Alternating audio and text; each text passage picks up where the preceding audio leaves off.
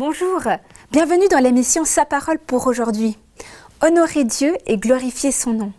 Puissance du ciel, honorez le Seigneur, reconnaissez sa gloire et son pouvoir, reconnaissez combien son nom est glorieux. Adorez le Seigneur dans la splendeur de sa sainteté. Psaume 29, 1 à 2. De tout temps, les adorateurs de Dieu ont glorifié son nom en accompagnant leurs louanges de musique et de danse. Les styles ont changé au cours des siècles. Les hymnes que nos ancêtres appréciaient ne sont souvent plus ceux que nous chantons aujourd'hui. Chaque génération a imprimé sa marque sur la forme que prenait sa louange à Dieu. Mais ce qui n'a pas changé, c'est l'objet de notre louange. Le Dieu, le Créateur et son nom sont dignes de notre adoration. Au XIXe siècle, un pasteur nommé William Booth apparaît sur la scène des quartiers est de Londres et s'engage à lutter contre la misère et la pauvreté qui y règnent. Son armée du salut accompagne le message de l'évangile d'actions pratiques contre l'injustice sociale. Dès le début, Booth encourage l'usage de la musique pour attirer les gens.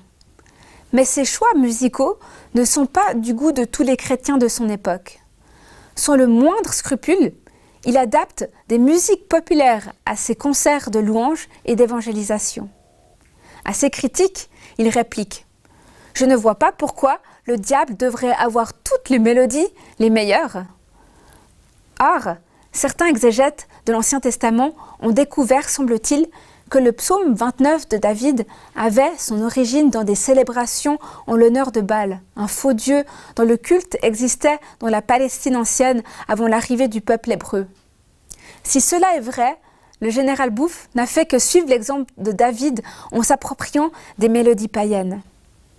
Ce qui est certain, c'est que David connaissait le seul vrai Dieu, le Dieu créateur du ciel et de la terre, alors que Baal n'était qu'une idole inventée par des hommes. Peu importe le style de votre louange, glorifiez son nom car le Seigneur est roi pour toujours.